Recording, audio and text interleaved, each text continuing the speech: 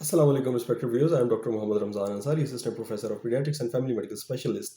आज हम hair fall के बारे में बात करेंगे। कितने हेयर फॉल नॉर्मल है, कितने बाल रोज़ाना शेड हो जाएं, आपके गिर जाएं तो वो नॉर्मल कहलाता है, और हेयर फॉल की वजूहात क्या-क्या होती हैं और उनका किस तरह से तदारुक किया जा सकता है।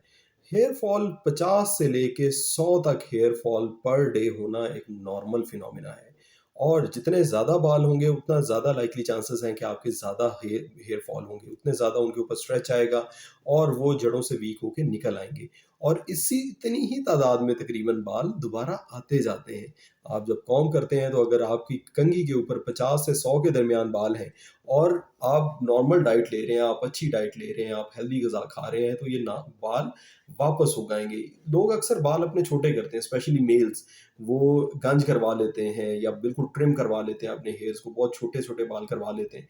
उसका मकसद ये होता है कि जो छोटे बाल हैं उनका गिरने के चांसेस कम होते हैं, लेकिन जैसे ही बाल लंबे होते हैं तो वो दोबारा गिरना शुरू हो जाते हैं, क्योंकि जिस दौरान वो उग रहे होते हैं तो जिन हेयर फॉलिकल्स, जिन बालों का फॉलिकल इसकी जड़ को कहते हैं, जिसकी जड़ वीक हो जाती है तो वो फिर गिरने के लिए रेडी हो जाता है, और जैसे बड़े बाल होते हैं तो वो बहुत ज़्यादा तेज़ी से गिरना शुरू हो जाते हैं और बाल्डनेस फिर आ जाती है। क्या वजूहत होती हैं बाल्डनेस की? सबसे पहली वजह होती है जेनेटिक।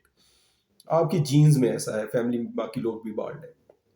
फीमेल्स में भी जेनेटिक बाल्डनेस या जेनेटिक हेयर लॉस बहुत ज़्यादा कॉमन है, और इसमें कोई कोई वजह नहीं होती। इडियोपैथिक इसको कहते हैं हम, इडियोपैथिक हेयर लॉस। कोई वजह नहीं होती, कोई पता नहीं होता क्यों गिर रहे हैं बाल, और बाल गिरे जा रहे होते हैं। लेकिन जो अभी चीज़ मैं बताने वाला हूँ वजह, इस वजह को लाजमन हमने रूल आउट करना होता है, वो होता है न्यूट्रिशनल डेफिशिएंसीज।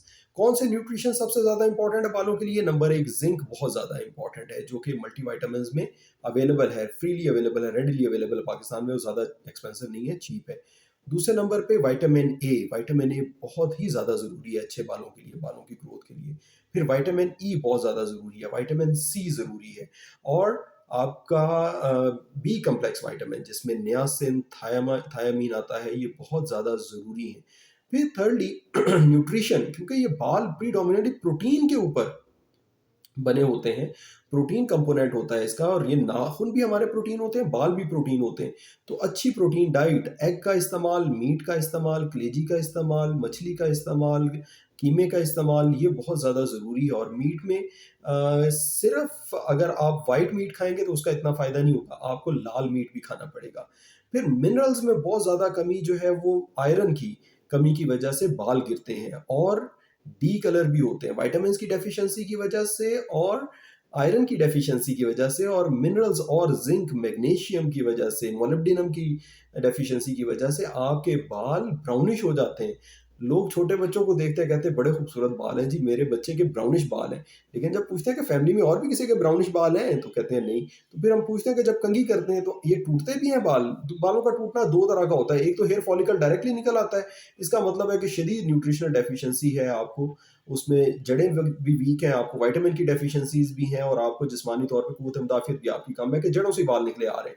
और दूसरे नंबर पे होता है कि बाल ब्रेक हो जाता है, बाल टूट जाता है, जड़ से नहीं निकलता लेकिन टूट जाता है।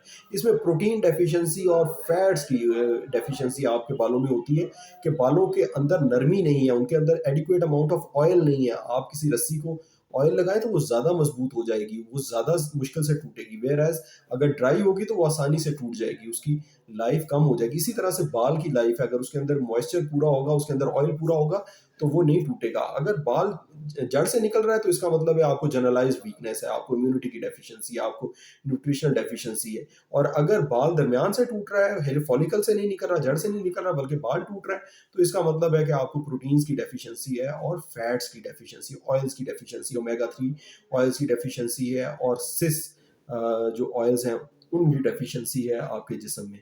फिर लास्टली जो एक वजह होती है वो होती है हार्मोनल। किसी भी तरह का हेयर फॉल हो, हार्मोनल वजह को देखना बहुत ही ज़्यादा ज़रूरी है। हार्मोनल वजह को देखना, उसमें ख़वातीन के हार्मोन्स बाज़ का ज़्यादा होते हैं, बाज़ का ख़वातीन में मेल जेंडर हार्मोन ज़्यादा हुए होते हैं, जिसकी वजह से सर के बाल तो गिर रहे होते हैं लेकिन चेहरे के ऊपर बाल आ रहे होते हैं। और थायराइड के मसले की वजह से ख़वातीन में बाल गिरते हैं।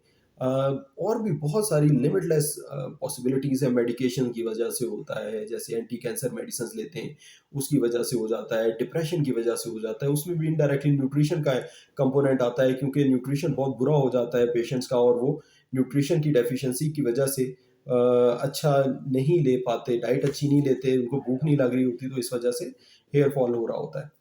तो ये थी व्यूअर्स मेरी आज की गुज़ारिशात। उम्मीद है आप लोगों को इस वीडियो से फ़ायदा होगा, और आप मेरी वीडियो को लाइक करेंगे, चैनल को सब्सक्राइब करेंगे, और अपने दोस्तों रिश्तेदारों को रिकमेंड भी करेंगे मेरा चैनल। और आप प्लीज़ सब्सक्राइब करके बेल का आइकन भी दबाइएगा, ताकि हर नई आने वाली वीडियो आपको हासिल हो सके। Thank you very much. अस्सलाम वालेकुम।